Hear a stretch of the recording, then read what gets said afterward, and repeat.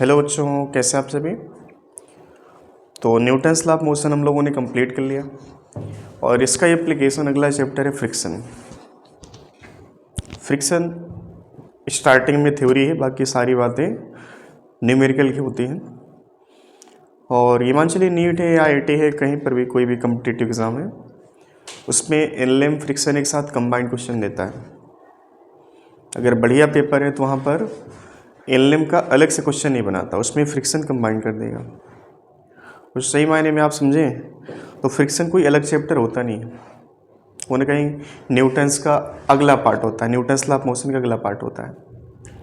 ठीक है, तो 3 चैप्टर आपको फोर्स पर ही मतलब कैलकुलेशन की बात होगी। पहला तुम पर्टिकुलर फोर्स की बात की, Newton second law, that is F equal to M into M.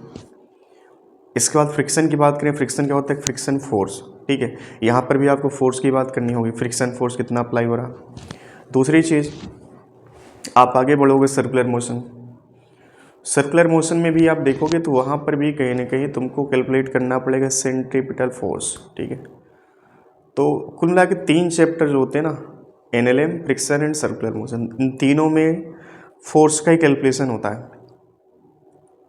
लेकिन अगर तुमसे कहा जाए कि एनएलएम पढ़ने के पहले फ्रिक्शन पढ़ लो, एनएलएम पढ़ने के पहले तुम सर्कुलर मोशन पढ़ लो, गारंटी है तुमको कुछ भी पल्ले नहीं पड़ने वाला है।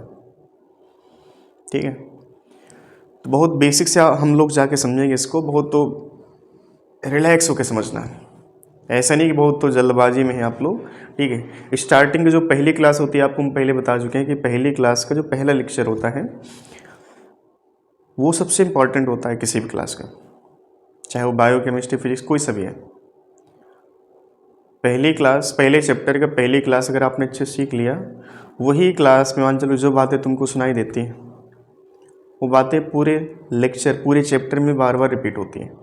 ठीक है, तो खास करके ये जो लेक्चर है, चाहे वो नीट का बच्चा हो चाहे आईआईटी का बच्चा हो, कॉन्सेप्ट सबके लिए बराबर होता है, बस न्यूमेरिकल का जो अप्रोच होता है वो थोड़ा सा डिफरेंट होता है। तो पहली क्लास चाहे वो नीट का हो चाहे आईआईटी का बच्चा हो, बैठ करके बिल्कुल आराम से सुनेगा और हम इसको कहानी टाइप में समझेंगे। कहानी टाइप समझने के बाद होगा क्या कि तुमको हमेशा के लिए याद हो जाएगा। ठीक है, तो चलिए स्टार्ट करते हैं हम लोग। फ्रिक्शन चैप्टर हमारा है फ्रिक्शन।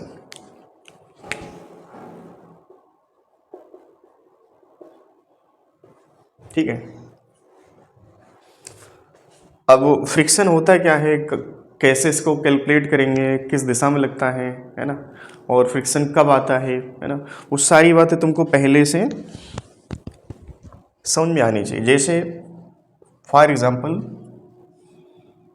ये कोई एक अलमारी है, ठीक है, अलमीरा जिसको अंग्रेजी में कहते हैं। बहुत पहले बात देखिए, बिल्कुल इसको रिलैक्स होकर समझिए, इसमें ज़्यादा कुछ है नहीं। जैसे तुमने F equal to M into A पढ़ा, केवल एक फार्मूला, वैसे यहाँ पर भी होता है फ्रिक्शन फोर्स का एक इकलौता फार्मूला होता है। और उसी एक फार्मूले से मान चलो तुम क्वेश्चन का जो लेवल है, नीट लेवल से 11th-12th लेवल से उठा करके जे एडवांस लेवल तक जा सकते हो, सिर्फ एक फार्मूले से। बाकी कॉन्सेप्ट की बात करें, कॉन्सेप्ट सबका सेम होगा। बहुत सारे बच्चों को थोड़ा सा मिसकंसेप्शन होता है कि फ्रिक्शन फोर्स एक्चुअल में मोशन का अपोज करता है, बट वो रियल वर्ड नहीं होता है। Friction force always opposes the relative motion between two surfaces. ठीक है, फ्रिक्शन फोर्स हमेशा दो सरफेस के बीच का जो रिलेटिव मोशन ना उसको सीज करता है, सीज करने की कोशिश करता रहता है। तो एक तो मिसकंसेप्शन ज़्यादातर बच्चों का ये होता है, जो थोड़ा सा लेवल जिनका कम होता है उनका ये होता है यार कि जो फ्रिक्शन होता है हमेशा मोशन का पोज करता है, बट मोशन का पोज नहीं करता, वो रिलेटिव मोशन का। तो चलिए इस पर से हम लोग अभी करेंगे। पहले समझते फ्रिक्शन है क्या। ठीक है, जैसे मान लो कोई अलमीरा है, इस पर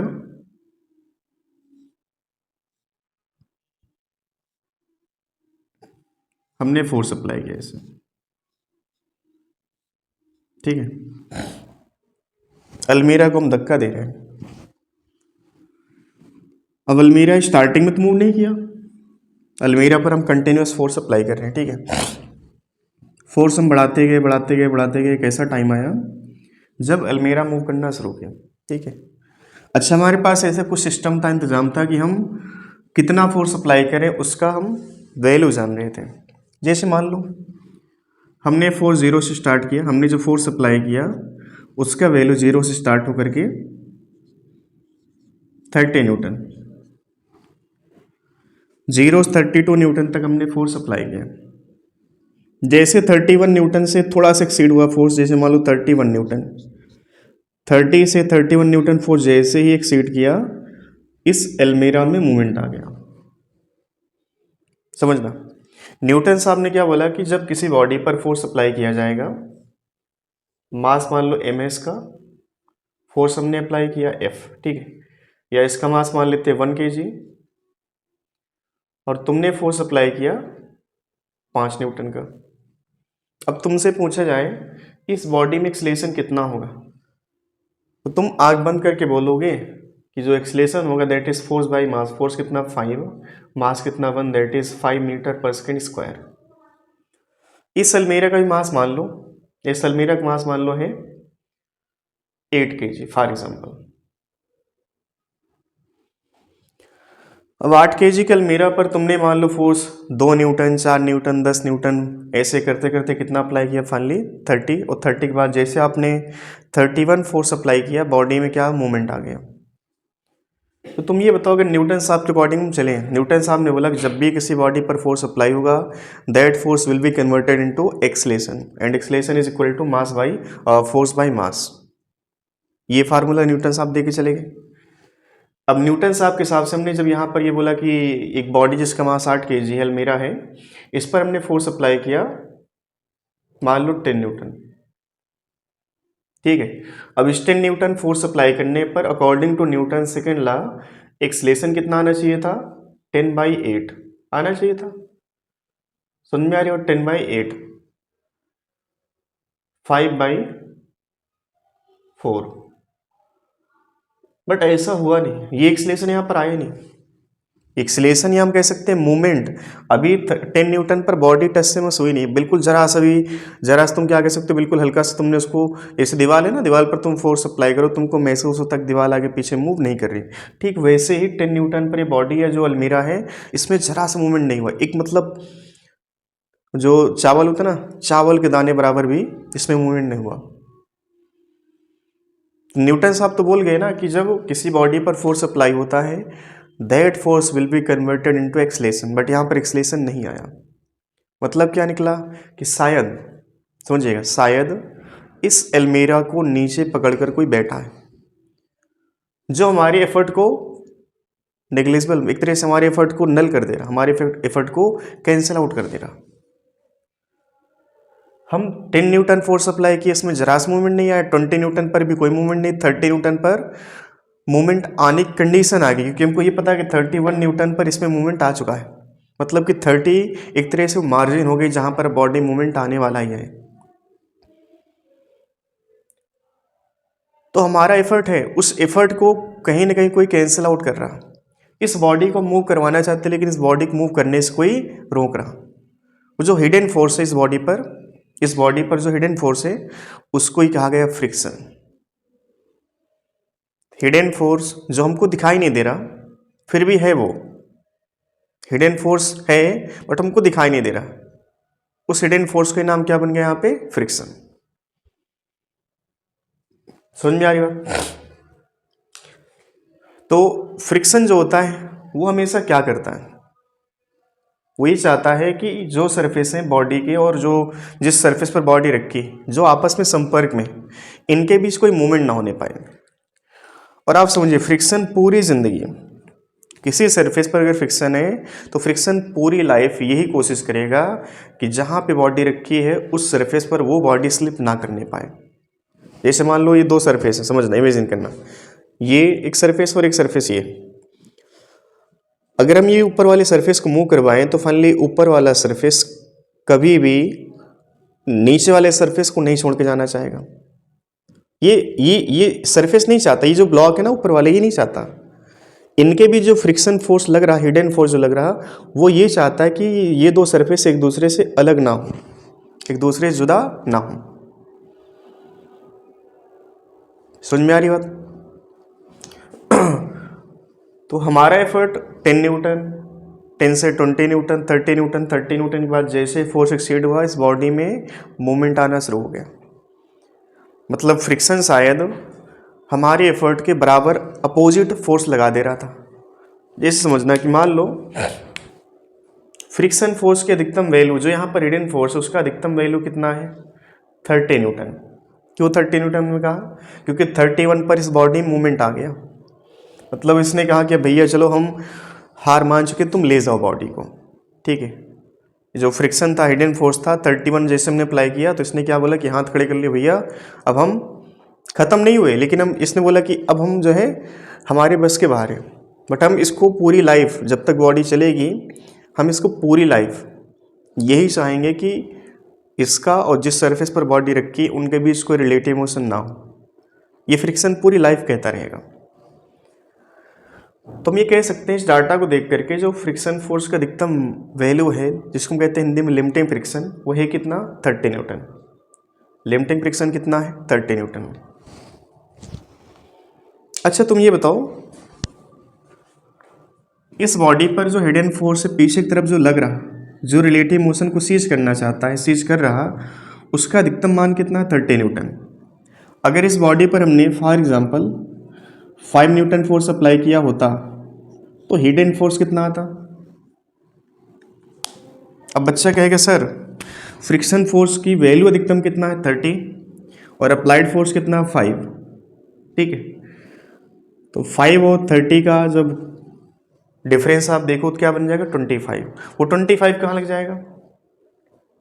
तुम ये समझो 5 न्यूटन क्या चाहता बॉडी को आगे मूव करवाना, 30 न्यूटन क्या चाहता बॉडी को पीछे, ये मूव करवाना नहीं चाहता, ये चाहता है कि बॉडी जिस सरफेस पर उस सरफेस से स्लिप हो ही ना। और ये जो केस आप देख रहे हैं ना, यहाँ पर कुल मिला के स्लिपिंग वाला ही केस होता है, रोलिंग वाली बात पहली बात तो होती नहीं है, ठीक है। तो जैसे हमने फोर्स अप्लाई किया 5 न्यूटन, इस 5 न्यूटन पर फ्रिक्शन फोर्स का जो अधिकतम मान 30 न्यूटन है, क्या 30 पूरा आ जाएगा? अगर आपके माइंड में यस तो गलत आंसर। क्यों? क्योंकि 30 न्यूटन अगर फ्रिक्शन फोर्स अपनी पूरी वैल्यू लगा देगा, पूरी ताकत झोंक देगा, तो फाइनली देखो ये 5 है और ये 30, कितना डिफरेंस बन गया 25, और ये 25 कहाँ लग जाएगा पीछे। क्या ऐसा कभी हो सकता है कि फ्रिक्शन बॉडी को मूव करवा दे? बॉडी जैसे यहाँ पे रखी है, तुमने हल्का सा फोर्स अप्लाई किया लेकिन बॉडी आगे नहीं जाकर पीछे जाना शुरू कर दी, ऐसा पॉसिबल है क्या? ऐसा पॉसिबल नहीं है कि तुम बॉडी को आगे मूव करवाना चाहो लेकिन बॉडी तुम्हारे खिलाफ पीछे जा रही हो, ऐसा पॉसिबल? बॉडी आगे ही जाएगी और तब आगे जाएगी जब तुम्हारा एफर्ट इस हिडन फोर्स फ्रिक्शन फोर्स को बिल्कुल नलीफाई कर दे, एक तरह से कैंसिल आउट कर दे। तो अब बात ये कि 5 न्यूटन पर क्या हुआ होगा, ये तो हमने मान लिया कि 30 न्यूटन से हमने जैसे फोर्स एक्सीड किया तो इसमें मूवमेंट आया, लेकिन 5 न्यूटन भी बीच में रहा होगा, 10 न्यूटन भी रहा होगा, 20 भी रहा होगा। इन सभी फोर्स पर बॉडी पर टोटल फोर्स कितना रहा होगा? फ्रिक्शन फोर्स तो अपना वैल्यू बता दिया कि हम अधिकतम 30 न्यूटन लग रहे हैं, लेकिन 5 न्यूटन जब हमने अप्लाइड फोर्स अप्लाई किया तो 5 न्यूटन पर फ्रिक्शन फोर्स 30 न्यूटन आया कि 5 न्यूटन आया होगा? तुम पहली बात बताओ कि 5 न्यूटन पर क्या बॉडी में कोई मूवमेंट है? बॉडी में कोई मूवमेंट, बॉडी मूवमेंट कब तक नहीं है? एग्जैक्ट 30 न्यूटन तक। बॉडी में 30 न्यूटन तक कोई एक्सलेशन नहीं, मतलब 5 न्यूटन पर आप ये कहोगे कि एक्सलेशन जो है बॉडी में कितना है? 0। कितना एक्सलेशन? 0। क्या मतलब निकला? एक्सलेशन 0। न्यूटन साहब ने जो बात बोली थी, जैसे हमने बोला ना कि हमने फोर्स अप्लाई किया बट बॉडी में कोई मूवमेंट नहीं, लेकिन न्यूटन साहब भी बोल के गए कि जब भी बॉडी पर फोर्स अप्लाई होगा that force will be converted into mass into acceleration, ठीक है।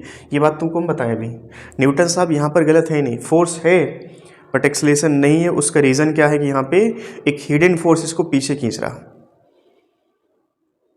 तो न्यूटन्स की सारी बातें यहाँ पर लागू होंगी, बस क्या है कि इसका रीज़न जो है कि फोर्स अप्लाई करने के बाद भी बॉडी में एक्सलेशन नहीं आया, उसका मेन रीज़न क्या है? The reason behind that, a hidden force acting on the body such that हमारा जो एफर्ट है, our effort cancel out by this hidden force। हमारा जो एफर्ट है किससे कैंसिल आउट हो गया? हिडन फोर्स से। तो न्यूटन्स लॉ आज भी वैलिड है, बस न्यूटन्स लॉ कब वैलिड होगा, कहाँ कहाँ पर वैलिड होगा, जब बॉडी में एक तरह से मूवमेंट आएगा। ठीक है, तुम एक्सेलेरेशन अगर देखना चाहते हो तो एक्सेलेरेशन देखने के लिए क्या करना पड़ेगा तुमको, अपना एफर्ट या अप्लाइड फोर्स का वैल्यू लिमिटिंग फ्रिक्शन, जो फ्रिक्शन फोर्स का अधिकतम वैल्यू उससे ज़्यादा करना पड़ेगा, तब वहाँ पर तुम कह सकते हो कि F बराबर मास इंटू एक्सेलेरेशन होता है। सुन में आ रही बात। अब चलिए, न्यूटन साहब ने एक बात ये भी बोली थी, एक्सेलेरेशन तब आएगा जब बॉडी पर नेट फोर्स बनेगा। बताओ नेट फोर्स कितना बना यहाँ पर, अगर बॉडी में कोई एक्सेलेरेशन नहीं है, हमने 5 न्यूटन फोर्स अप्लाई किया, 5 न्यूटन फोर्स पर बॉडी में कोई मूवमेंट नहीं है, मतलब कि नेट फोर्स कितना हो गया बोलो, एफ नेट कितना बन गया बोलो, जीरो। एफ नेट कितना बन गया, जीरो। मास है लेकिन एक्सेलेरेशन जीरो, मतलब एफ नेट कितना हो गया, जीरो। एफ नेट जीरो होने का मतलब क्या है कि लिमिटिंग फ्रिक्शन जो 30 न्यूटन है वो 30 न्यूटन नहीं आया, कितना आएगा, 5 न्यूटन आएगा, कि 5 और 5 का डिफरेंस ही जीरो हो सकता है, 5 और 30 का डिफरेंस जीरो नहीं हो सकता। समझ में आ रही बात।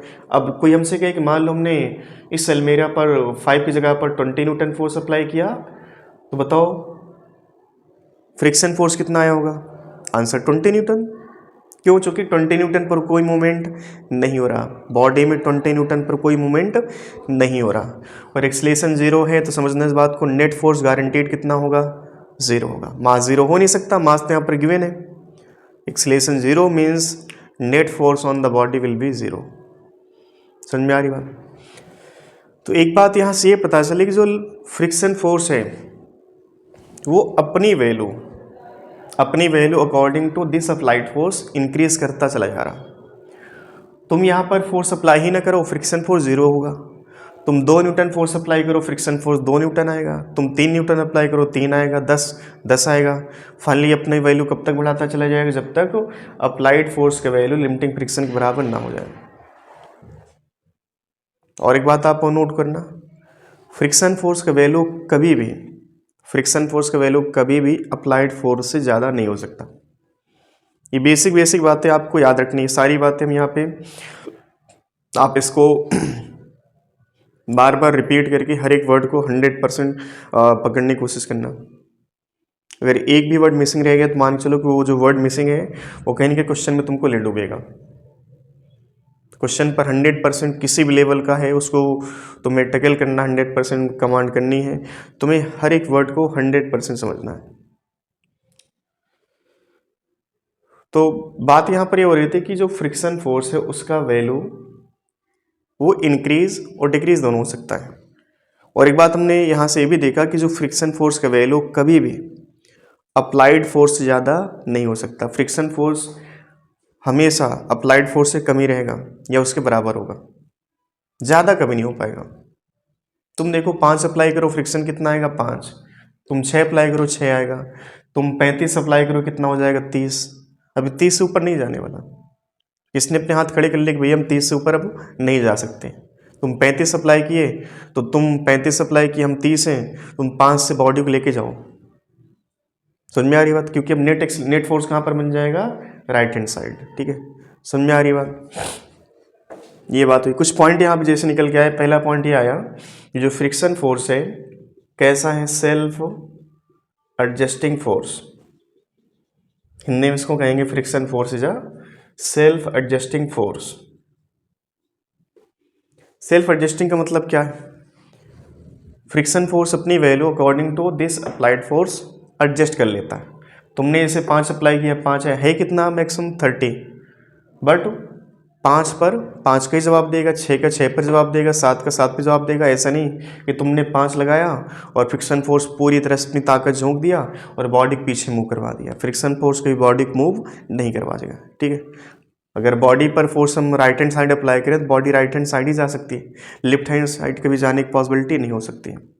समझ में आ रही बात। तो friction force according to this applied force अपनी वैल्यू इंक्रीज करते करते कहाँ तक ले जाएगा, लिमिटिंग फ्रिक्शन। तुम कह सकते हैं friction force is a self adjusting force. Self adjusting force मतलब अपनी value according to applied force कम ज़्यादा कर सकता है। ठीक है, अच्छा एक पॉइंट आप यहाँ पर और नोट करिएगा, friction force always opposes relative motion. ये शॉर्ट नोट हम आपको बनवा रहे हैं, बाकी हम सारी बातें बोल रहे हैं हिंदी में, उन सारी बातों को आप लिखते जाइएगा। Friction force always opposes relative motion, ये हमेशा रिलेटिव मोशन का पोज करता है। थोड़ा समझिए इस चीज़ को, ये वर्ड थोड़ा, अगर सिर्फ मोशन होता तो सिंपल वर्ड है, रिलेटिव मोशन आ गया थोड़ा कॉम्प्लिकेट हो गया। अब समझना, जैसे फ्रिक्शन फोर्स, पहली बात तो फ्रिक्शन फोर्स दिखता कैसे, थोड़ा इसको हम माइक्रोस्कोपिक लेवल पे जाके देखें। जैसे मान लो कोई बॉडी है, ये ऐसी जगह पर रखी जहाँ पर फ्रिक्शन है, ठीक है, तो बहुत आप माइक्रोस्कोपिक लेवल पे जाके देखो तो फ्रिक्शन फोर्स होता है ये due to nature of surface, जहाँ पर हमने सरफेस पे रखा बॉडी को, उस सरफेस का जो स्ट्रक्चर है, स्ट्रक्चर मतलब कि इसमें अभी ज़रूरी नहीं है कि फ्रिक्शन जो है केवल जिस सरफेस पर बॉडी रखी है उसके नेचर पर डिपेंड करेगा, बॉडी के सरफेस पर भी डिपेंड करेगा। सोचना इस बात को, जनरली हम लोग क्या कहते हैं कि friction force depends on nature of surface on which body is placed. Friction force उस सरफेस पर डिपेंड करेगा, उस सरफेस के नेचर पर डिपेंड करेगा जिस पर हमने बॉडी रखी है।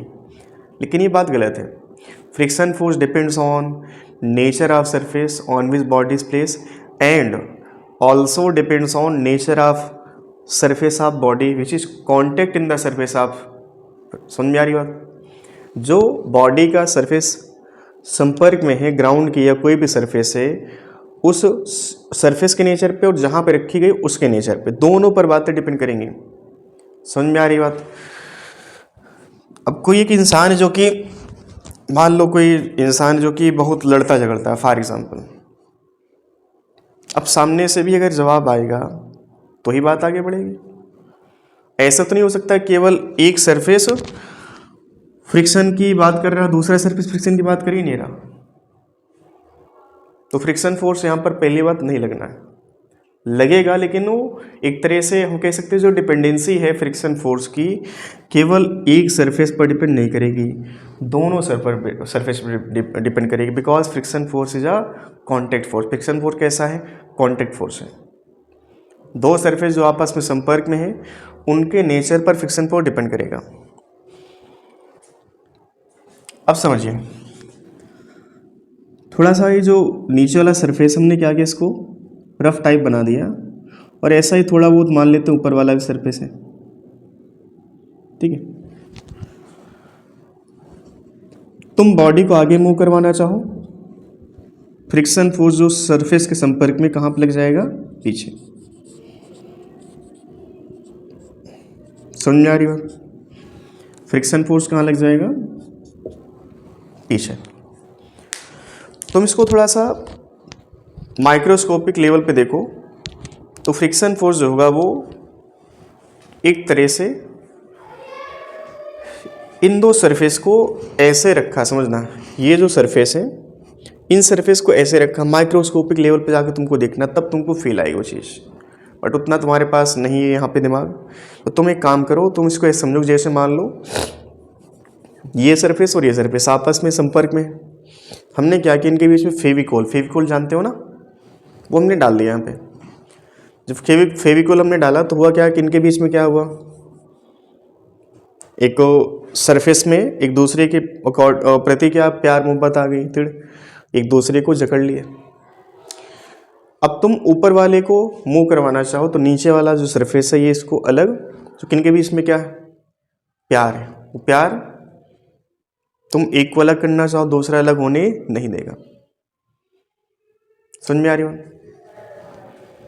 अब अगर एक में अट्रैक्शन दूसरे में अट्रैक्शन नहीं है तब भी तुम अलग करना चाहो, थोड़ा सा तुमको कम मेहनत करनी पड़ेगी, लेकिन अगर दोनों में उतना ही अट्रैक्शन है, दोनों सरफेस के बीच उतना ही अट्रैक्शन है, तुम फोर्स अप्लाई करो, अब तुमको यहाँ पे ज़्यादा मेहनत करनी पड़ेगी। मतलब समझ में आ रही बात।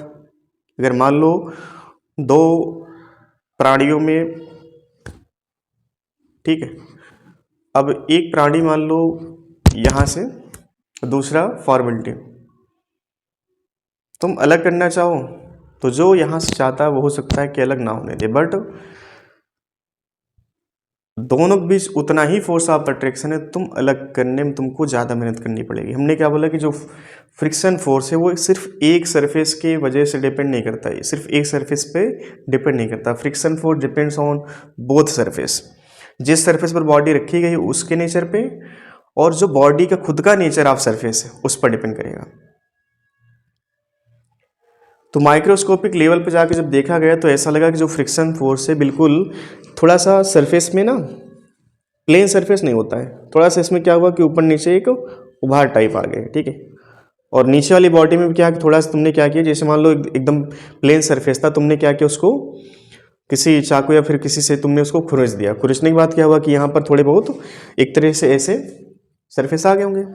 जब तुम बॉडी को रखोगे ना तो बॉडी की जो सरफेस है और इसके सरफेस है ये आपस में इस तरह से ओवरलैप करके जैसे कि ये, ठीक है, ऐसे ओवरलैप करिए। अगर मान लो हम वो जो खुरोचने वाली बात है वो नहीं करते, अगर हम सरफेस को थोड़ा सा रफ नहीं करते और हम ऐसे बिल्कुल स्मूथ, तो सरफेस ऐसे एक दूसरे से जुड़े होते। बट जब तुमने क्या किया कि सरफेस को थोड़ा सा रफ किया, थोड़ा सा मतलब उसमें रफनेस बढ़ाई, थोड़ा सा उसको चाकू या जिससे भी तुमने उसको खुरेचा, तो उसमें जो पकड़ है ना, पकड़ ऐसे बन गई, ठीक है। अब तुम इस वाली पकड़ को आसानी से नहीं छुड़ा पाओगे, लेकिन ऐसी पकड़ है तो उसको आसानी से तुम छुड़ा सकते हो। समझ में आ रही बात? तो माइक्रोस्कोपिक लेवल पे जाके देखा जाए तो फ्रिक्शन फोर्स होता है ना एक तरह से ये कांटेक्ट फोर्स होता है। और ये कांटेक्ट फोर्स कहाँ पर लगता है? ठीक सरफेस के पैरेलल अपोजिट डायरेक्शन में, सरफेस के पैरेलल अपोजिट डायरेक्शन में। अब थोड़ा सा यहाँ पर ये मिस्टेक होगी, केवल यहाँ पर बच्चा एक ही फ्रिक्शन मान के चलता है कि फ्रिक्शन केवल एक है और ये बॉडी को रोकना चाहता है, लेकिन बॉडी को रोकने के साथ साथ समझना फ्रिक्शन जिस सरफेस पर बॉडी उस सरफेस को भी चलाना चाहेगा। एक बेसिक सी बात तुम समझो, जैसे मान लो यहाँ पर हमने क्या किया, ये पहली क्लास ही मैंने थोड़ा सा आप इसकी कहानी समझो। मूवी आप जैसे देखते हो ना, तुम स्टार्टिंग जैसे 3 घंटे की मूवी फॉर एग्जांपल, तुम 1 घंटा देखो उसके बाद तुम सोचो कि यार कहानी मज़ा नहीं आ रहा है ना। तो मूवी जब पूरी देखो उसके बाद फिर तुम्हारे माइंड में अच्छा ये बात थी भाई, है ना, तुमको तब थोड़ा फील आए कि यार वहाँ पर जो सीन था उस सीन का मतलब क्या था एक्चुअली। तो कोई बच्चा बीच में अगर सोचे कि हम यार ये सब क्यों पढ़ रहे हैं, ये सब क्या मतलब है, ठीक है, सिंपल सा फार्मूला m इंटू एन होता है उसको बता करके आगे बढ़ सकते हैं। लेकिन हमने तुमको क्या कहा, फार्मूला m इंटू ए भी था पहले, उसी m इंटू ए से तुमने क्वेश्चन का लेवल क्या क्या देखा।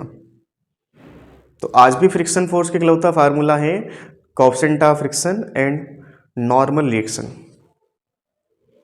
एक छोटा सा फार्मूला है। लेकिन अगर तुम ये नहीं समझोगे कि फ्रिक्शन फोर्स, जैसे हम लोग जनरली क्या करते हैं पीछे एक ही फ्रिक्शन फोर्स बनाते हैं, वो तब तुम बनाते हो जब तुमने इसको सीखा नहीं अच्छे से, रियल टाइम फ्रिक्शन फोर्स चाहता क्या है, ठीक है।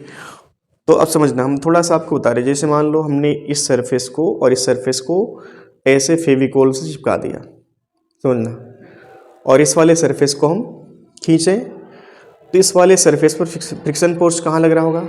पीछे।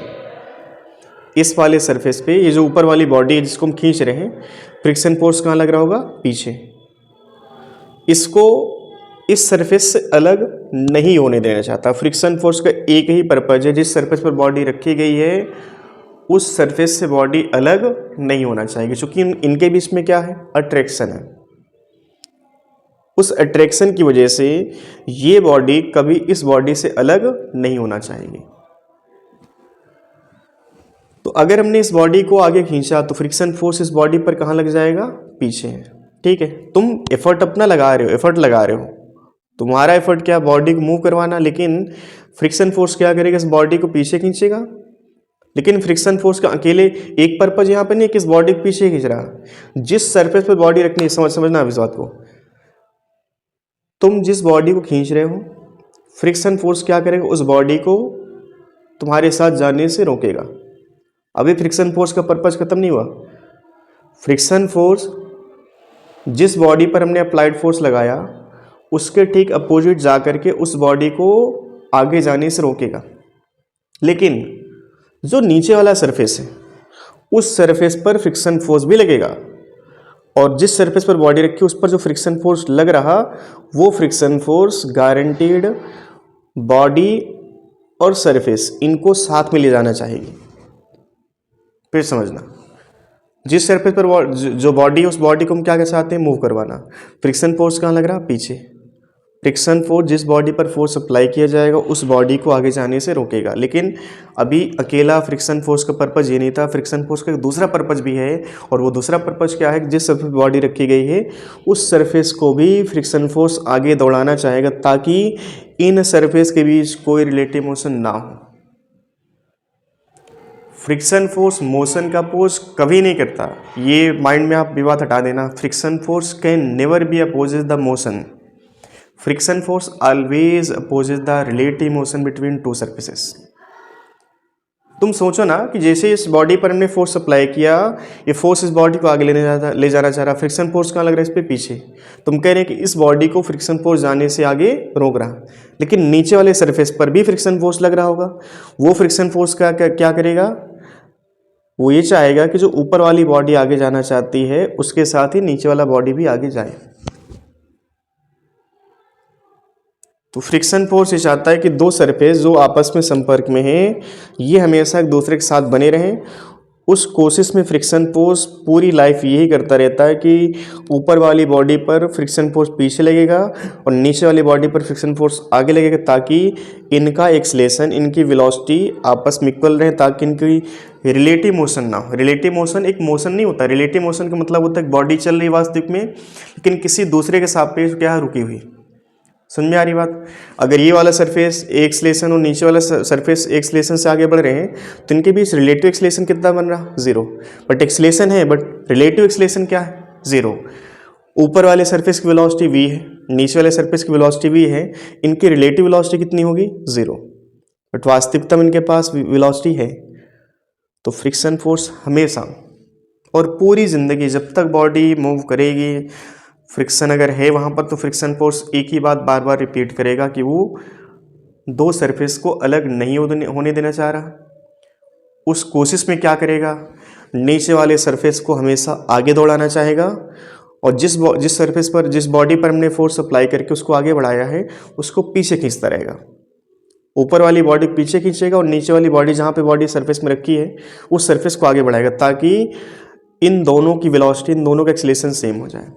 ये पूरी कोशिश करेगा, पूरी लाइफ करेगा। फ्रिक्शन फोर्स का बेसिक पर्पज क्या है, आपको ये बात लिखना है, always opposes the relative motion. और पहली बात, फ्रिक्शन फोर्स यहाँ पर एक नहीं दो आएंगे, ठीक है। ये फ्रिक्शन फोर्स किसका, पीछे की तरफ जो लग रहा, जो हमने अप्लाइड फोर्स बॉडी पर अप्लाई किया है, इस पर फ्रिक्शन फोर्स कहाँ लग जाएगा, पीछे, ठीक है। तुम इसको थोड़ा जूम करके देखोगे, तुमको दिखेगा कि जो हमने सरफेस माना नीचे, इस सरफेस के पैरेलल फ्रिक्शन फोर्स ऐसे आगे लग जाएगा। ये एक तो पहली बात तो ये कह सकते हैं कि तो कॉन्सेप्ट है कि फ्रिक्शन फोर्स जिस सरफेस पर बॉडी रखी है उसको अलग नहीं होने देना चाहता। दूसरा ये कह सकते हैं कि हर एक्शन का रिएक्शन होता है, ये एक्शन है तो ये रिएक्शन है, ठीक है।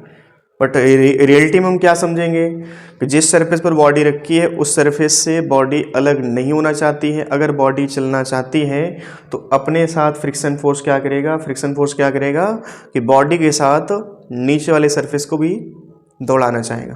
तो दौड़ाने की कोशिश में क्या करेगा, नीचे वाले सरफेस फ्रिक्शन फोर्स कहाँ लग जाएगा, आगे, और जो बॉडी है उस बॉडी पर फ्रिक्शन फोर्स कहाँ लग जाएगा, पीछे, ठीक है।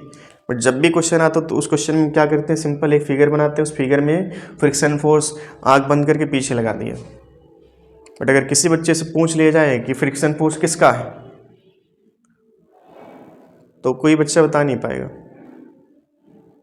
उसको सिर्फ ये पता है कि फ्रिक्शन फोर्स जिस दिशा में बॉडी जा रही है उसके ठीक अपोजिट लगेगा, बिल्कुल सही है। लेकिन तुम ये समझो कि अकेले ये नहीं होगा, इसके साथ ये भी होगा। बात अलग है, तुम देखो, ये समझो कि अगर बॉडी ग्राउंड पे रखी है, समझना, बॉडी ग्राउंड पे रखी है,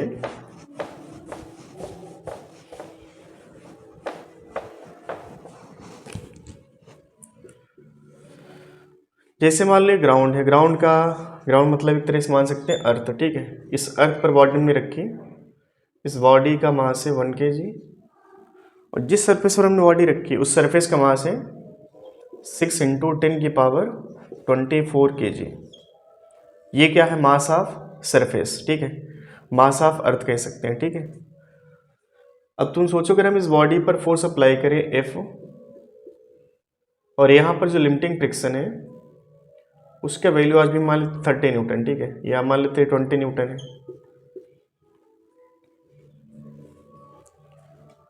अब तुम फोर्स अप्लाई करो, जैसे मान लो तुमने फोर्स अप्लाई किया 2 न्यूटन, क्या बॉडी मूव करना चाहिए?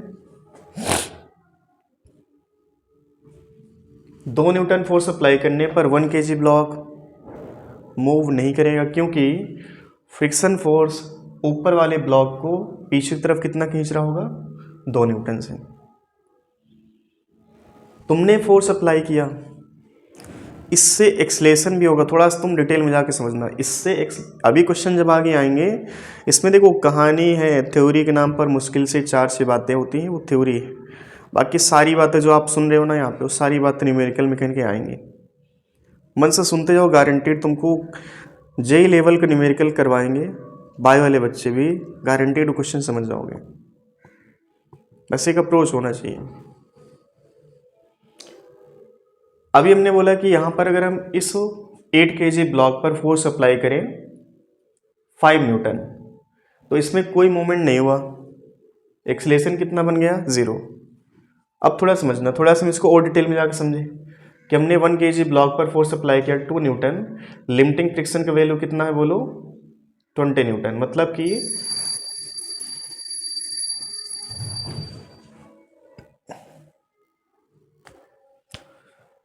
तो जैसे इससे पहले हमने ये कहा कि 8 kg ब्लॉक है, 20 न्यूटन फोर्स अप्लाई करने पर कोई मूवमेंट नहीं हुआ, लेकिन वास्तविकता में एक्सीलरेशन था, बट वो एक्सीलरेशन तुमको दिखाई नहीं दिया। क्यों? क्योंकि यहाँ पे देखो, जैसे मान लो mass of body 1 kg, mass of surface जहाँ पर हमने रखा है उसका मास क्या है? 6 × 10⁻24 kg। इस 2 न्यूटन का एफर्ट क्या है? 1 kg को मूव करवाना कि पूरे सिस्टम को मूव करवाना? फ्रिक्शन तो ये चाहता है कि इनके बीच कोई रिलेटिव मोशन ना हो। उस बिहाफ पर ये होगा कि जो 2 न्यूटन है उस 2 न्यूटन से ये इस सरफेस पर स्लिप नहीं करेगा, 1 kg ब्लॉक सरफेस पर स्लिप नहीं करेगा, बट होगा क्या? ये पूरा सिस्टम ही आगे दौड़ जाएगा, ये पूरा सिस्टम ही आगे मूव कर जाएगा। अब एक्सीलरेशन कितना होगा तुम सोच के देखो। फोर्स कितना अप्लाई किया? 2 न्यूटन। मास ऑफ सिस्टम कितना है as compare to this mass? ये बहुत कम है। तुम टोटल मास क्या मान सकते हैं? 6 × 10⁻24 kg। Acceleration of block plus acceleration of surface कितना बन गया बोलो? 2 टोटल मास। टोटल मास क्या? लेकिन 6 × 10⁻24। फाइनली क्या बन गया बोलो? 1/3 × 10⁻24 मीटर पर सेकेंड स्क्वायर। अब आप सोचो कि जो एक्सीलरेशन है, इस एक्सीलरेशन का वैल्यू क्या है? 10⁻24 मीटर पर सेकेंड स्क्वायर। तो जब बॉडी सरफेस पर होती है तो उस केस में हम ये मान के चलते हैं कि अगर बॉडी में लिमिटिंग फ्रिक्शन 20 न्यूटन है और हमने अप्लाई किया 2 न्यूटन, तो उस केस में सिस्टम में कोई एक्सीलरेशन, रिलेटिव मोशन तो पहली बात होनी नहीं है, लेकिन इस फोर्स का पर्पज है, और पर्पज क्या है? इसको मूव करवाना। बट फ्रिक्शन इतना पकड़ के बैठ गया है कि वो फ्रिक्शन 2 न्यूटन पर इसको अलग नहीं होने दे रहा, तो फाइनली क्या? पूरा सिस्टम ही दौड़ जाएगा। अब पूरे सिस्टम का जो एक्सीलरेशन आएगा 1/3 × 10⁻24 मीटर पर सेकेंड स्क्वायर। दिस एक्सीलरेशन लगभग 0। ये कितना होगा? लगभग 0 के बराबर। लगभग क्या? 0 मान लो। अब आप देखो क्या मल्टीप्लाई करोगे, बाई में कितने 0 रखोगे? 24 0, ठीक है, 10 और ऐसे 0 बढ़ाते चले। सोचो इतना कम एक्सीलरेशन बना। तो in case of earth, in case of ground, अगर बॉडी ग्राउंड पे है और हमने अप्लाई फोर्स किया 2 न्यूटन का, तो उस केस में बॉडी मूव नहीं करेगी और उस केस में पूरा सिस्टम ही मूव नहीं करेगा। बट अगर ये केस समझना, अगर हम ये कहते हैं कि हमने यहाँ पर उस सरफेस पर बॉडी को रखा जहाँ पर मास ऑफ बॉडी, मान लो m1 बॉडी है, ये m2 बॉडी, इसका मास मान लो 10 kg, तब तुमने फोर्स अप्लाई किया। अब इस फोर्स का पर्पज़ क्या है? इस फोर्स का पर्पज़ है m1 को अलग करना, लेकिन m1 तब अलग हो पाएगा जब अप्लाइड फोर्स का वैल्यू इस लिमिटिंग फ्रिक्शन से ऊपर निकल जाए। बट अभी ऊपर नहीं निकला है, तो होगा क्या? कि ये इस पर स्लिप तो नहीं करेगी, लेकिन ये जो F बराबर 2 न्यूटन है, इसका एफर्ट है इस पूरे सिस्टम को मूव करवाना। ठीक वैसे जैसे मान लो तुमने एक पानी की बॉटल को फेविकोल से, एक कॉपी तुम्हारे पास, कॉपी में चिपका दिया, कॉपी के ऊपर पानी की बॉटल को चिपका दिया फेविकोल से, ठीक है। या तुम मान लो एक छोटी सी टेबल है, उस टेबल पर तुमने क्या किया, फेविकोल से बॉटल को चिपका दिया। बॉटल को तुम खींचो, बॉटल क्या चाहेगी, टेबल को साथ लेके जाना चाहेगी।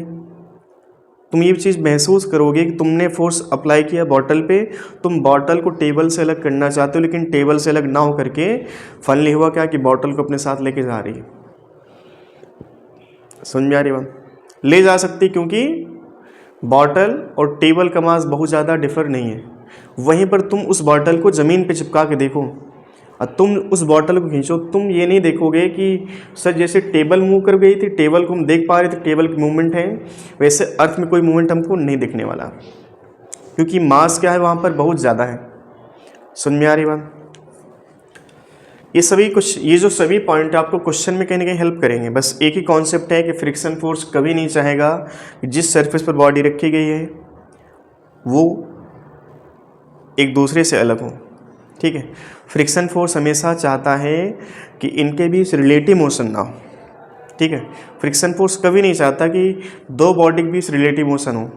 समझ में आ रही बात? तो ये जो है ना पूरी कहानी हो गई। इस पूरी कहानी में कुछ पॉइंट आपको मिले। सबसे पहला पॉइंट ये मिला कि फ्रिक्शन फोर्स हमेशा क्या करता है, रिलेटिव मोशन का पोज करेगा। रिलेटिव मोशन का पोज करने का रीज़न क्या हो आपको हमने बताया, ठीक है।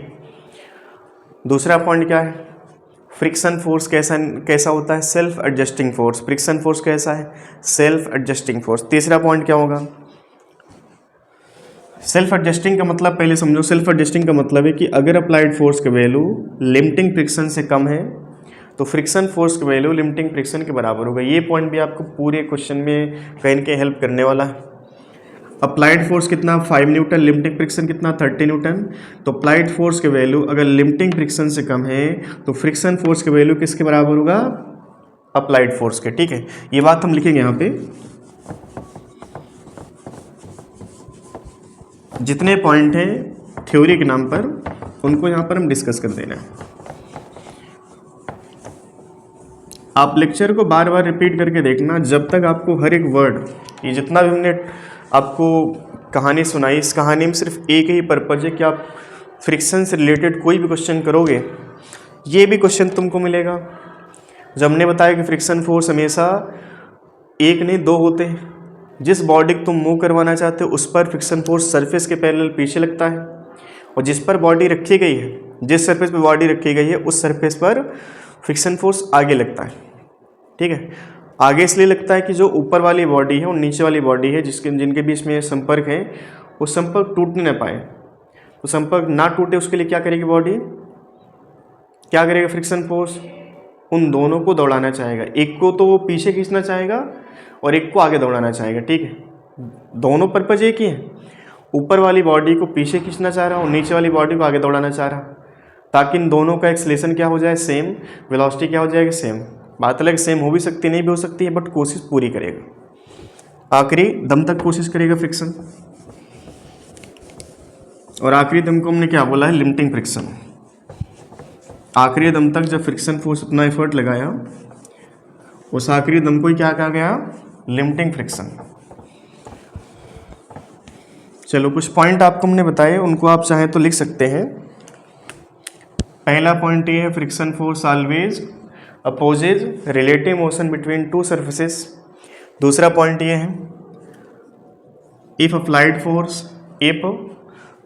फोर्स लेस देन और equal to limiting friction, if applied force less than or equal to limiting friction, then friction force always equal to applied force।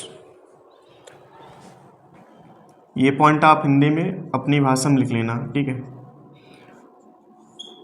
Friction force nature पर डिपेंड करेगा, लेकिन नेचर दोनों सरफेस पे, ठीक है। जो body का सरफेस ग्राउंड के संपर्क में और ग्राउंड वाला सरफेस जो बॉडी के संपर्क में, इन दोनों के नेचर पर फ्रिक्शन फोर्स डिपेंड करता है, ठीक है। तीसरा पॉइंट था friction force depends on nature of surface. अब ऊपर की 3 बात तुम देखना, प्रॉपर्टी की बात कही गई, friction force always opposes relative motion. दूसरा पॉइंट क्या है, अप्लाइड फोर्स के वैल्यू फ्रिक्शन लिमिटिंग फ्रिक्शन से कम या उसके बराबर है, फ्रिक्शन फोर्स के वैल्यू हमेशा अप्लाइड फोर्स के बराबर होगा। तीसरा पॉइंट होगा फ्रिक्शन फोर्स नेचर वाइज कैसा होता है, फ्रिक्शन फोर्स नेचर वाइज कैसा होगा बोलो, अट्रैक्टिव या रिपल्सिव, तो हम इसको कहेंगे अट्रैक्टिव फोर्स। कैसा होगा ये, अट्रैक्टिव फोर्स। फ्रिक्शन फोर्स कैसा होगा, अट्रैक्टिव फोर्स। अब इन सभी पॉइंट में तुमको कहीं पर भी इस बात की भनक नहीं लगी कि यार फ्रिक्शन फोर्स कैसे कैलकुलेट किया जाएगा। सिर्फ ये बात कही गई friction force always relative motion. अगला पॉइंट, फ्रिक्शन फोर्स का जो वैल्यू है वो सेल्फ एडजस्टिंग होता है, वो अपनी वैल्यू कम ज़्यादा कर सकता है। उस बिहार पर पॉइंट हमने क्या बोला, अगर अप्लाइड फोर्स का वैल्यू लिमिटिंग फ्रिक्शन से कम या उसके बराबर है, फ्रिक्शन फोर्स का वैल्यू अप्लाइड फोर्स के वैल्यू के बराबर होगा। तीसरा पॉइंट क्या है, friction force depends on nature of surface. चौथा point, nature wise friction force कैसा होता है, अट्रैक्टिव फोर्स। इन सभी पॉइंट में तुमको कहीं पर भी ये बात नहीं पता चल रही कि how to calculate value of friction force, how to calculate value of friction force, friction force का वैल्यू कैसे कैलकुलेट किया जाए, वो चीज़ हमको भी नहीं पता चल रही है। ये आखिरी पॉइंट तुमको मिलेगा।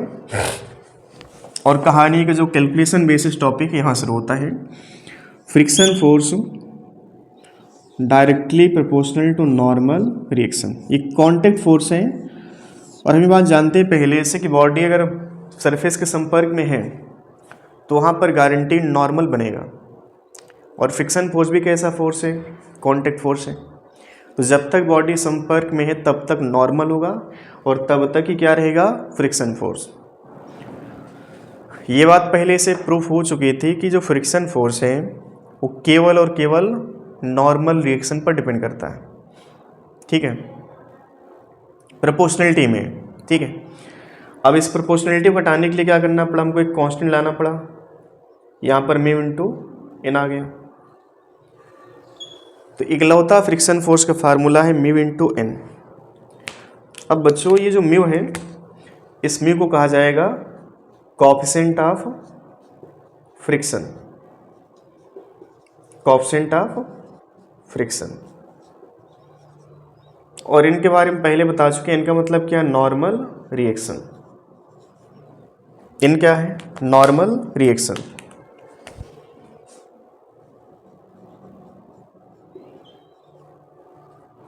ठीक है।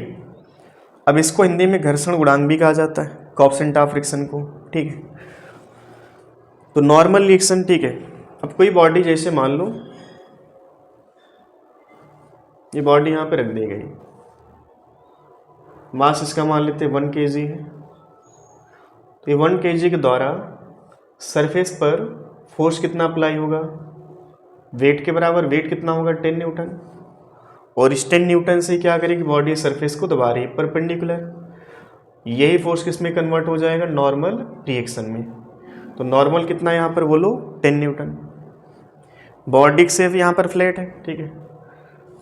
अब हम क्या करें, बॉडी का शेप थोड़ा सा लुढ़कने टाइप बना लेते हैं, ठीक है, स्फेरिकल टाइप। यहाँ पर भी मास मान लेते हैं इसका 1 kg, नीचे वेट कितना हो जाएगा 10 न्यूटन, नॉर्मल कितना आएगा यहाँ पे,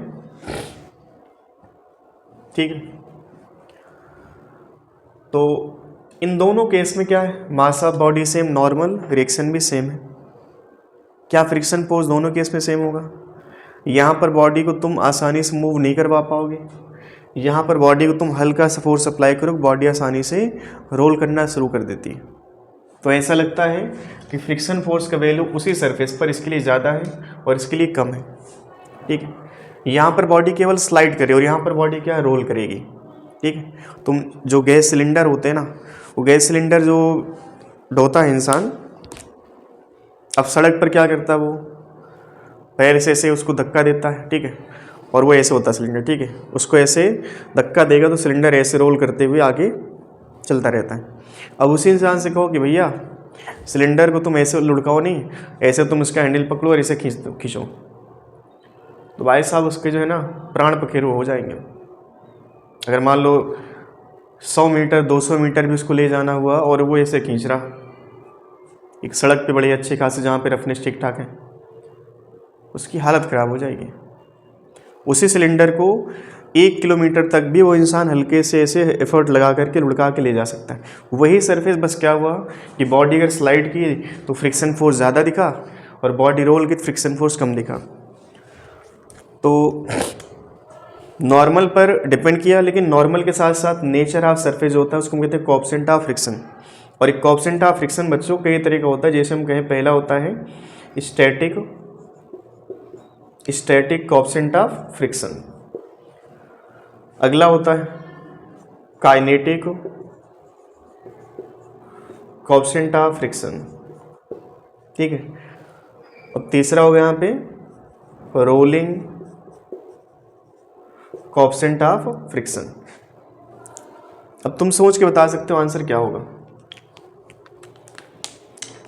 हमने क्या बोला, सिलेंडर को अगर हम स्लाइड करवाएं तो उस केस में हमको ज़्यादा मेहनत करनी पड़ेगी, सरफेस वही है। सिलेंडर को हमने रोल करवाया, मेहनत यहाँ पे कम करनी पड़ी, मतलब क्या, सरफेस वही है। तो हम कह सकते हैं कि यहाँ पर जो फ्रिक्शन फोर्स होगा वो कम लग रहा होगा, यहाँ पर थोड़ा ज़्यादा होगा, ठीक है। अब वो जैसे ये वाला केस देखो कि यहाँ पर जो स्टैटिक है वो सबसे ज़्यादा होता है, काइनेटिक कोएफिशिएंट ऑफ फ्रिक्शन थोड़ा सा कम होगा, रोलिंग सबसे कम होता है, ठीक है।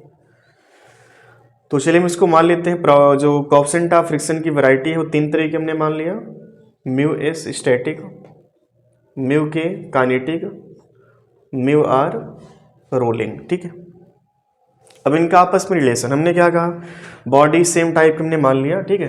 अच्छा, एक बॉडी है जो कि रुकी हुई है, तो जब तुम ये कैलकुलेशन करने जाओगे तो जो म्यू एस होता है ना उसका वैल्यू म्यू के से ज़्यादा होता है, ठीक है।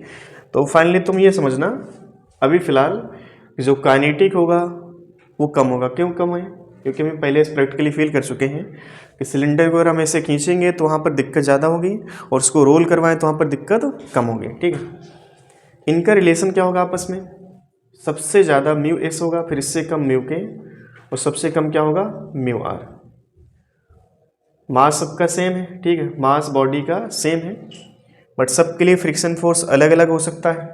वो किस बात पे डिपेंड किया, कोएफिशिएंट ऑफ फ्रिक्शन। तो कोएफिशिएंट ऑफ फ्रिक्शन 3 तरह का हमने यहाँ पे डिसाइड किया, static, kinetic and rolling. Static सबसे ज़्यादा होगा, काइनेटिक थोड़ा कम होगा और रोलिंग सबसे कम होगा। क्वेश्चन यहाँ पर देखो, एक क्वेश्चन इस चुटकुला टाइप तुमसे पूछ रहे हैं नीट लेवल पे,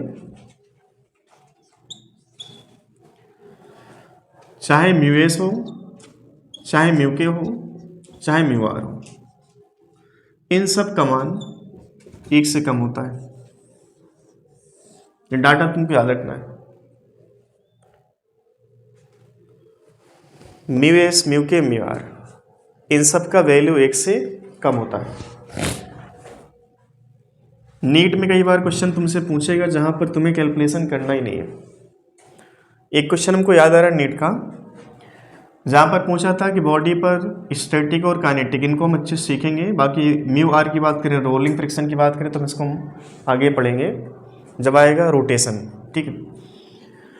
तो नीट में जो चुटकुला पूछा था, ये पूछा था कि बॉडी इंक्लाइन सरफेस से नीचे आ रही है, म्यू एस म्यू के का रिलेशन क्या होगा।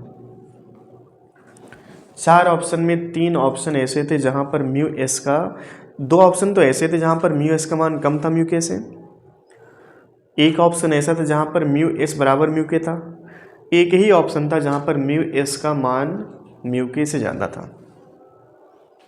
देखो कैलकुलेशन कुछ भी नहीं करना, बस तुमको एक पॉइंट याद रखना है कि चाहे वो स्टैटिक हो, चाहे काइनेटिक हो, चाहे रोलिंग हो, all coefficient of friction always less than 1। जैसे कि तुमने इससे पहले अगर तुम 10th क्लास पढ़ के आए हो या 12th क्लास पास आउट कर चुके हो, ठीक है, तो तुमने एक बात पढ़ी होगी जो रिफ्रैक्टिव इंडेक्स होता है। कुछ बातें आपको हम ऐसे बता दे रहे हैं, रिफ्रैक्टिव इंडेक्स जो होता है इसका वैल्यू हमेशा क्या होता है, 1 से ज़्यादा, और कोई भी कोएफिशिएंट ऑफ फ्रिक्शन है उनका वैल्यू हमेशा 1 से कम होगा। रिफ्रैक्टिव इंडेक्स हमेशा 1 से ज़्यादा होता है, ठीक है। अच्छा, ये जो फार्मूला तुमको याद रखना है, friction force depends on coefficient of friction and normal reaction. जिन बच्चों को नॉर्मल नहीं आता, समझना इस बात को, जिन बच्चों को नॉर्मल रिएक्शन का कैलकुलेशन नहीं आता वो बच्चे इस चैप्टर को पढ़ना भूल रहे हैं।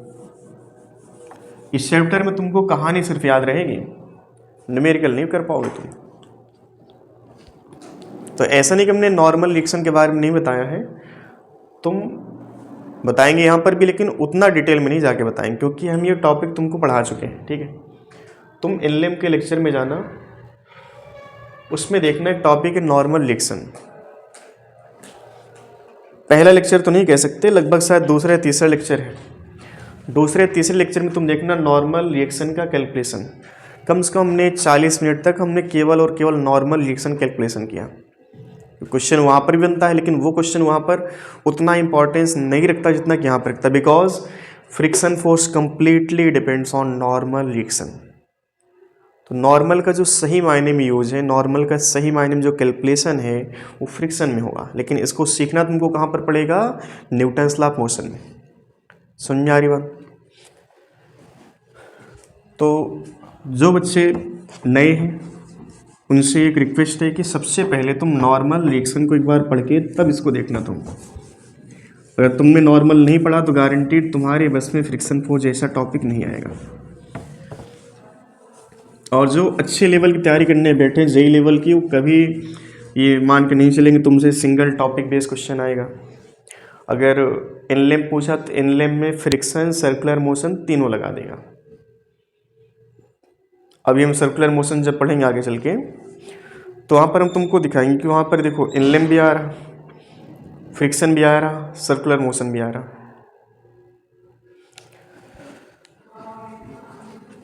तो आपको सबसे पहला काम एक करना है, इसको यहाँ पे जो कहानी तुमने सीखी सुनी है इसको तुम इनलेम पढ़ो चाहे ना पढ़ो, थोड़ा बहुत तुमको आइडिया है कि F बराबर M इंटू ए होता है, थोड़ा बहुत आइडिया तुम यहाँ पे सीख सकते हो। बाकी सारी कहानी एक तरह से कहानी टाइप थी, तुम उसको ज़्यादा मतलब सीरियस नहीं लेना, बट उसके जो हर एक पॉइंट है ना उनको अच्छे से सीख करके आखिरी में तुमको बस एक बात याद रखना है कि नॉर्मल रिएक्शन कैलकुलेशन तुमको आना चाहिए। कहानी कितनी भी तुम सीख लो, अगर तुमको नॉर्मल रिएक्शन का कैलकुलेशन नहीं आता है तो गारंटीड तुम्हारे बस में एक भी न्यूमेरिकल नहीं होगी। एक पॉइंट हम और बता दे रहे हैं आपको, क्योंकि हमने अभी जस्ट सीखा कि जो फ्रिक्शन फोर्स है वो डिपेंड किया नॉर्मल रिएक्शन पे। नॉर्मल क्या होता है, छोटा सा आइडिया तुमको दे रहे हैं। पहली क्लास है, आज की क्लास एक तरह से थ्योरी बेस है, इसके बाद जितनी भी क्लासेस सब न्यूमेरिकल बेस है। ठीक है, तो तुम समझो जैसे मान लो ये मार्कर है, इस मार्कर का मास मान लो m है और हमने इसको अपने हाथ पे ऐसे रखा। ठीक है, तो हाथ पर इसका जो वेट होगा कितना होगा, mg के बराबर। क्या mg से मार्कर सरफेस को प्रेस करेगा, mg फोर्स से मार्कर सरफेस को दबाएगा, वही किस में कन्वर्ट होगा, नॉर्मल रिएक्शन में। अब तुम देखो एरिया ऑफ कॉन्टैक्ट देखा जाए तो जो मार्कर का है एरिया ऑफ कॉन्टैक्ट थोड़ा कम है। ठीक है, अगर इसी मार्कर को हम ऐसे रख दें लटा के, अब इस केस में एरिया ऑफ कॉन्टैक्ट ज़्यादा, बट मास में कोई चेंज, मास में कोई चेंज नहीं, मतलब कि सरफेस पर जो फोर्स लग रहा था इस केस में जब ऐसे रखा था और जब ऐसे रखा, दोनों केस का नॉर्मल सेम होगा। तो ये बात भी यहाँ पर पता चलती है कि friction force does not depends on area of contact. ये क्वेश्चन पूछा जाएगा तुमसे theoretical base, friction force does not depends on area of contact. जैसे कई बार होता है कि बच्चे कंफ्यूज करने के लिए एग्जामिनर मजा लेता है छोटा छोटा चुटकुला पूछ के। जैसे मान लो कोई एक ब्लॉक है, इसका मास m है, ये जो एरिया ऑफ कॉन्टैक्ट है ना, जो सरफेस के संपर्क में एरिया, इसका वैल्यू a। अब क्या किया उन्होंने, जैसे मान लो हमने मास वही रखा बट क्या किया, इसको थोड़ा फैला दिया, मतलब इसका जो एरिया था थोड़ा सा हमने बढ़ा दिया ऐसे। ठीक है, एरिया जो संपर्क में है उसको हमने मान लिया 2a, मास वही रखा, दोनों पर हमने सेम फोर्स अप्लाई किया। क्वेश्चन ये बना कि फ्रिक्शन फोर्स कहाँ पर ज़्यादा लग रहा होगा। यहाँ पर बॉडी का जो सरफेस है, एरिया है, वो सरफेस के ज़्यादा संपर्क में और यहाँ पर कम संपर्क में। ठीक है, तो ये तुम कहानी नहीं सोचना कि यार यहाँ पर सरफेस ज़्यादा है, फेविकोल ज़्यादा पड़ा होगा, ज़्यादा पकड़ बनी होगी फ्रिक्शन की, यहाँ पर एरिया कम है, पकड़ कम बनी होगी, बट वो बात यहाँ पे गलत हो जाती है। फ्रिक्शन फोर्स होता है वो केवल और केवल नॉर्मल रिएक्शन पर डिपेंड करता है। बॉडी एम मास की है, चाहे कितना भी एरिया कम ज़्यादा करो, नॉर्मल में कोई चेंज नहीं होना है। नॉर्मल कितना होगा mg, बॉडी का एरिया भले ही ज़्यादा है लेकिन नॉर्मल कितना होगा mg के बराबर। अब तुम फार्मूले के हिसाब से देखो तो क्या इस फार्मूले में कहीं पर बॉडी का जो एरिया, जो सरफेस है, जो एरिया है, क्या कहीं पर आ रहा फार्मूले में? नहीं आ रहा।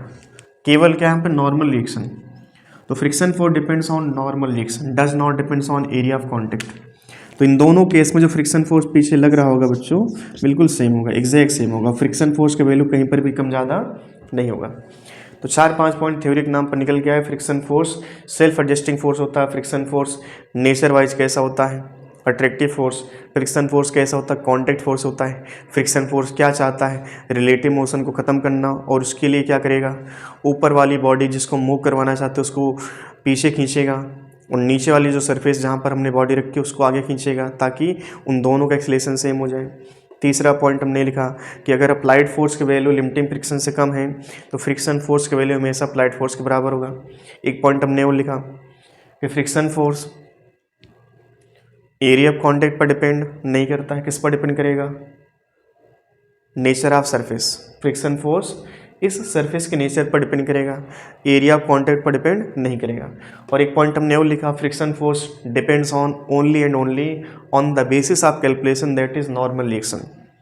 फ्रिक्शन फोर्स कैलकुलेशन के भी यहाँ पर केवल किस पे डिपेंड करेगा, नॉर्मल रिएक्शन के। जब तुमको मैग्नीट्यूड बताना है कि फ्रिक्शन फोर्स का वैल्यू कितना है, तुमको सिर्फ किस बात को याद रखना है, friction force depends on normal reaction and coefficient of friction. ठीक है, एक कोएफिशिएंट ऑफ फ्रिक्शन 3 तरह का था, स्टैटिक, काइनेटिक एंड रोलिंग। ठीक है, और इन तीनों का जो वैल्यू होता है 1 से कम होता है, इन तीनों का वैल्यू 1 से कम होता है। एक छोटा चुटकुला आपको बता दे रहे, सुना दे रहे हैं, बताना है कि आपको सारी कहानी पता चल चुकी है, और फिर आज की क्लास हम लोग यहीं तक रखेंगे। ठीक है, एक चुटकुले से अंतिम पड़ाव होगा इस क्लास का आज। जैसे मान लो कि एक ब्लॉक है, इस ब्लॉक का मास मान लेते हैं 10 kg है। ठीक है, और इस सरफेस का जो कोएफिशिएंट ऑफ फ्रिक्शन है उसका वैल्यू मी बराबर 0.3। ठीक है, अच्छा एक बात तुम ये भी नोट करना कि जो कोएफिशिएंट ऑफ फ्रिक्शन होगा ये यूनिटलेस पैरामीटर है, क्योंकि जो म्यू होगा friction force by normal reaction. अब तुम जानते हो फ्रिक्शन फोर्स एक फोर्स है, नॉर्मल भी एक तरह से फोर्स होता है, तो फोर्स ऊपर फोर्स नीचे, फाइनली क्या बना, यूनिटलेस पैरामीटर। ये छोटे छोटे पॉइंट आप लिख लेना कि कोएफिशिएंट ऑफ फ्रिक्शन कैसा होता है, यूनिटलेस, और इसका वैल्यू हमेशा 1 से कम होता है। ठीक है, यहाँ पे आ जाओ, coefficient of friction 0.3, applied force हमने मान लिया 10 न्यूटन। तुमसे पूछा जाए बॉडी चलेगी नहीं चलेगी, तो आंसर क्या दोगे, तुमको चेक करना पड़ेगा कि लिमिटिंग फ्रिक्शन कितना है, फ्रिक्शन फोर्स का अधिकतम मान कितना है, और उसका कैलकुलेशन कैसे होगा, म्यू इंटू एन से। ठीक है, एन का कैलकुलेशन तुम पहले सीख लो, उसके बाद इस चैप्टर में तुम इंटर करना। एन का कैलकुलेशन नहीं सीखा तो गारंटीड तुम्हारे बस में एक भी कुछ चुटकुला टाइप हो जाएंगे, जो कि मतलब 11th क्लास हो गया है ना, बेसिक जो क्लास होती है ना, उसके लेवल को तुम कर सकते हो, बट एक अच्छे लेवल का न्यूमेरिकल संभव नहीं होगा। mj कितना होगा, मास 10, g 10, 100 बन गया 100 न्यूटन। नॉर्मल कितना ऊपर होगा, 100 न्यूटन। फाइनली बताओ नॉर्मल का वैल्यू क्या लिखोगे, 100 न्यूटन।